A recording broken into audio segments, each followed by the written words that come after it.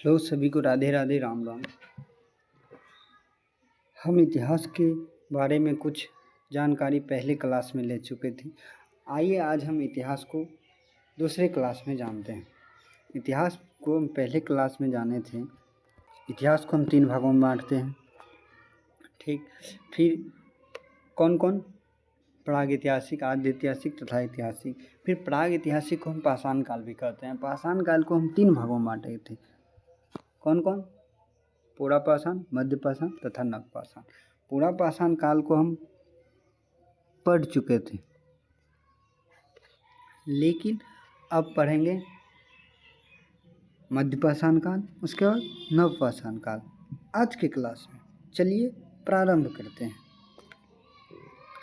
मध्यपाषाण काल। मध्यपाषाण काल का समय था 12,000 ईसा पूर्व से लेके 12,000 ईसा पूर्व से लेके 6,000 ईसा पूर्व तक। मध्यपाषाण काल को हम 2 भागों में बांटे थे, पूर्व मध्यपाषाण काल तथा उत्तर मध्यपाषाण काल। पूर्व मध्यपाषाण काल का समय था 12,000 ईसा पूर्व से लेके 10,000 ईसा पूर्व तक। उत्तर मध्यपाषाण काल का समय था 10,000 ईसा पूर्व से 6,000 ईसा पूर्व तक, ठीक है। मध्यपाषाण काल की जानकारी सर्वप्रथम क्लाइल ने दिया था। कब? 1867 ईस्वी में, ठीक। फिर मध्यपाषाण काल में खोजे गए उपकरण के बारे में जानते हैं। पहला उपकरण था छोटे पत्थरों का उपयोग करना प्रारंभ किया था।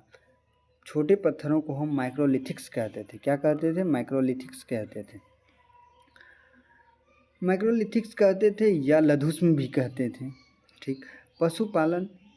इस काल में पशुपालन करना प्रारंभ कर देते। सर्वप्रथम पाला गया पशु क्या था? कुत्ता था। क्या था? कुत्ता था। इस काल में अंतिम संस्कार करने की जानकारी मिलती है। कौन सी काल से? हमें मध्यपाषाण काल से हमें। फिर आते हैं हम मध्यपाषाणकालीन प्रमुख पुरास्थल। मध्यपाषाणकालीन प्रमुख पुरास्थल के पुरास्थल था बागोर, भीलवाड़ा, राजस्थान। यहाँ मध्यपाषाणकालीन सबसे बड़ा स्थल कौन सा था? बागोर था। यहाँ से पशुपालन की जानकारी हमें मिलती है, ठीक है। फिर दूसरा में था सरायनहार, जो कि प्रतापगढ़ यूपी में था। यहाँ से मृत व्यक्ति को आवासीय बस्ती के आसपास दफनाने के साक्ष्य मिलते थे। आवासीय बस्ती मतलब अपने गांव के अगल बगल में ही दफनाने का हमें साक्ष्य मिलता था। यहाँ से मानव अस्थि प्राप्त हुआ था। क्या? अस्थि। फिर दमदमा। दमदमा भी कहाँ है? प्रतापगढ़ यूपी में ही। यहाँ से स्त्री व पुरुष को एक साथ दफनाने की जानकारी मिलती है। सर्वाधिक सर्वाधान की जानकारी मतलब मानव की खोपड़ी, नर कंकाल की जानकारी हमें सर्वाधिक कहाँ मिलता है? तो दमदमा में मिलता है। फिर चौथा है आदमगढ़, होशंगाबाद, मध्य प्रदेश। मध्य प्रदेश राज्य के होशंगाबाद जिला में आदमगढ़ है। यहाँ से ही हमें बागोर की तरह पशुपालन की जानकारी हमें मिलती है। बागोर क्या था? मध्यपाषाणकालीन सबसे बड़ा स्थल। उसके बाद बिहार। बिहार की पेशरा जिला भी मध्यपाषाणकालीन के अंतर्गत आते हैं। उसके था तीसरा पढ़ेंगे हम नवपाषाण काल, 6,000 ईसा पूर्व के बाद का समय। क्योंकि हम पुरापाषाण काल, मध्यपाषाण काल पढ़ चुके हैं। अब क्या बचा है? नवपाषाण काल। तो नवपाषाण काल के बारे में जानते हैं। नवपाषाण काल को सर्वप्रथम जानकारी जॉन लुबक्का ने 1865 ईस्वी में दिया था। मानव ने सर्वप्रथम नदियों के किनारे अस्थायी रूप से रहना प्रारंभ किया।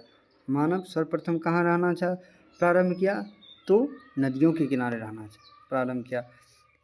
नवपाषाण काल में मानव ने कृषि व खेती करना प्रारंभ कर दिया था।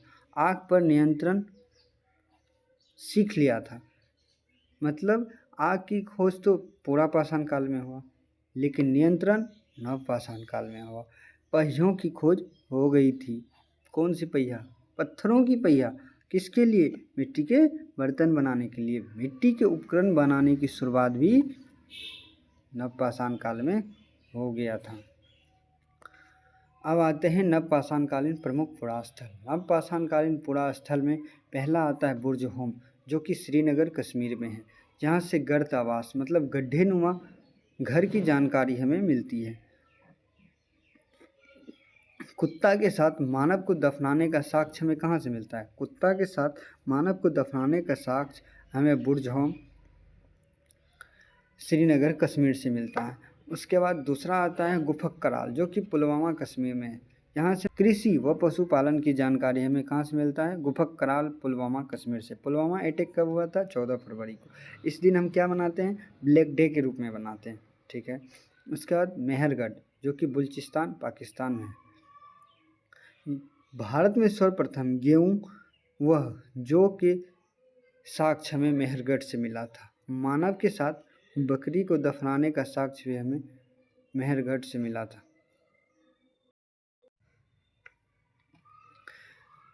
उसके बाद आता है चिरान, जो कि सारण, छपरा, बिहार में। नवपाषाण काल का खोजा गया प्रथम स्थल कौन सा था? चिरान था। यहाँ से हमें अस्थियों के उपकरण की जानकारी मिलती है। उसके बाद आता है द होजली हेडिंग। द होजली हेडिंग, जो कि असम में है। यहाँ से पॉलिश किए गए पत्थर के औजार, चीनी मिट्टी के उपकरण हमें प्राप्त हुए थे। उसके बाद कोल्डी हवा, जो कि प्रयागराज, यूपी में है। चावल की खेती की जानकारी हमें कोल्डी हवा से प्राप्त हुए थे। हाथ से निर्मित बर्तन, खोपड़ी की जानकारी हमें कोल्डी हवा से प्राप्त हुआ था। सगन कल्लू, कर्नाटक, राख के टीले की जानकारी हमें सगन कल्लू, कर्नाटक से प्राप्त हुआ था, ठीक है। उसके बाद आते हैं तीसरा में ताम्रपाषाण काल। ताम्रपाषाण काल मानव द्वारा खोजे गए प्रथम धातु कौन सा था? तांबा था। यह पाषाण काल का अंतिम युग था। कौन सा? ताम्रपाषाण काल। ग्रामीण समुदाय की शुरुआत हो गई थी, औद्योगिकरण की शुरुआत हो गई थी। जानते हैं ताम्रपाषाण काल के प्रमुख पुरास्थल।